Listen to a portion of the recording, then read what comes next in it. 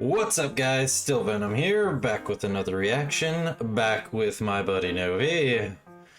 And today we're going to be getting into some grunge.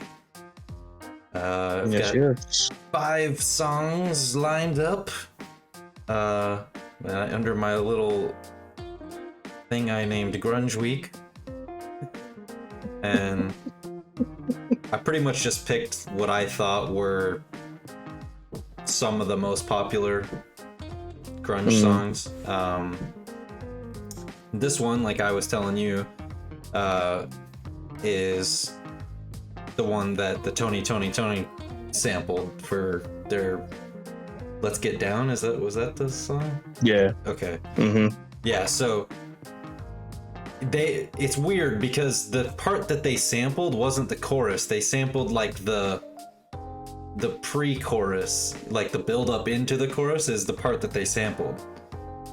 So which I thought was a little odd because usually when they sample something from a song, it's like the actual chorus itself. So yeah, it's either the chorus or like the very beginning of the song. So I think if you've heard any of these 5 songs, it's probably this one. If you haven't heard this song, I mean, you've sort of still heard it because of the Tony. So you'll be like, oh, I see now where this is coming from. Okay. But I'm excited. All right.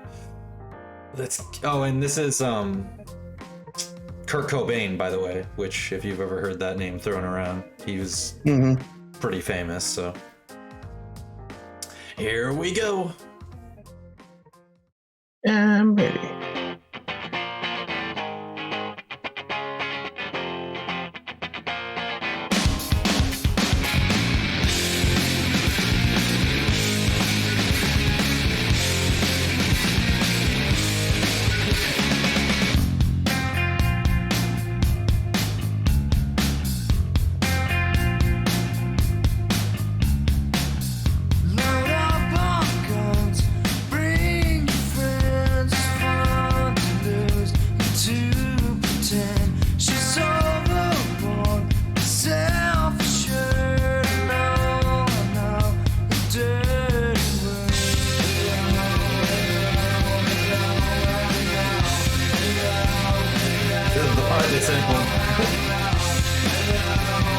I was just about to say that.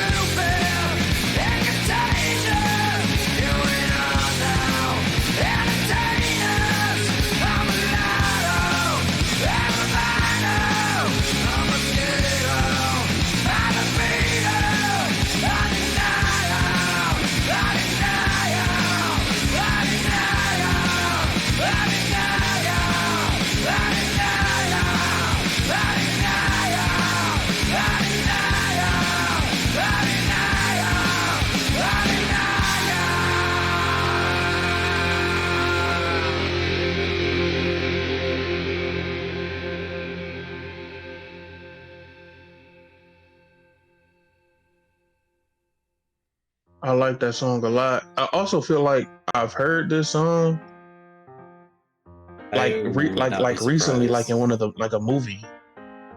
That also very possible. I mean, it's got what 1.6 billion views just on YouTube. So yeah, like I feel like I've heard this song recently, like in a movie or a show. I would not be surprised, honestly. I mean, like, so, but Nirvana is probably the most famous of the like grunge era.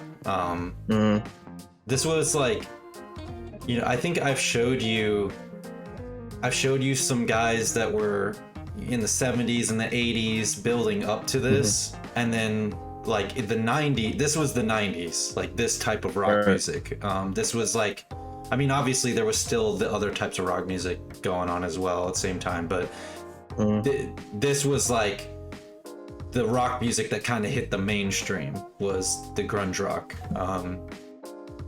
And yeah, unfortunately, a lot of these guys, you know, they didn't make it out of the 90s, or they made it just barely out of the 90s kind of thing, because a lot of them overdosed, you know, things like that. Kurt Cobain was one of them. I mean, I think that we've sort of talked about that before. It sort of happens where if you die young, you sort of become like immortalized and what music you did put out. So I think Kurt Cobain is definitely one of those people as far as rock and roll is concerned. But yeah, he's definitely brought up a lot of music. Yeah, I mean, people like, even in just like, I've heard his name in like rap songs and stuff, people just saying Kurt Cobain and stuff. So and part of that is also the way he went out as well was kind of dark, because he overdosed and then shot himself in the face with a shotgun. So pretty brutal way to unalive yourself. Yeah, that is tough. Yeah, not gonna hold you. And there was also a whole big, like, even to this day, there's a bunch of like conspiracy around. There's a girl named Courtney Love, who she was also a musician, and she was his girlfriend at the time. And there's a lot of people that they think that there's like a whole conspiracy about that she was actually involved in his death, and that he didn't actually kill himself, that, you know, he was, you know, murdered, and then like was set up to seem like he overdosed and all this stuff. But I mean, who knows with all that. That is tough.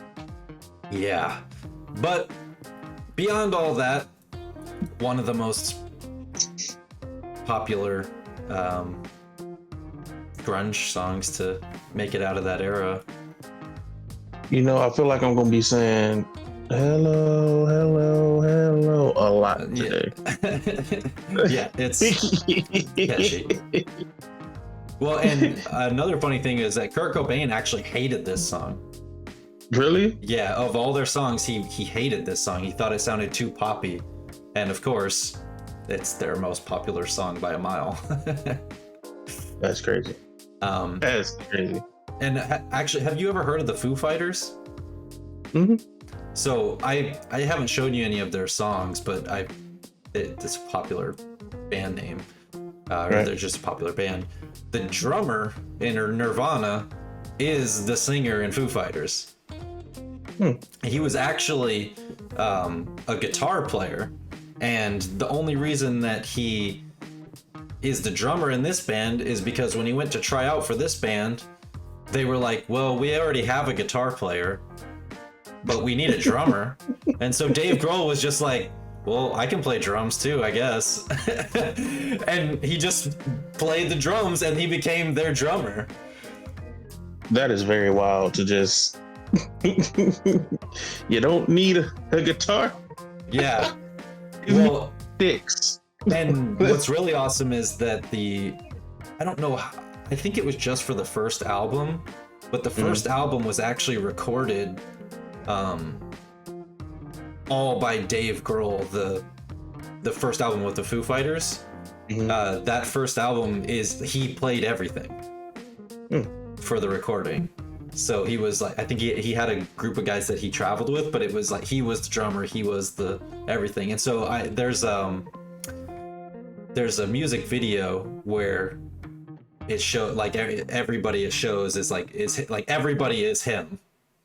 And it's sort of supposed to, I think he's sort of playing on that he did everything kind of. But yeah, the Foo Fighters is great. I think the Foo Fighters is actually a better band than Nirvana ever was. So I'll definitely show you some stuff by them at some point. Yep. I was supposed to actually see them recently in Nashville, but their current drummer, or was their current drummer, that he passed away, and so they didn't end up coming. So I was like, oh no, man. Yeah. But the lead singer's like, I drummed before, get out of the way. Give me the sticks, I'll sing and drum. That's tough though. Yeah.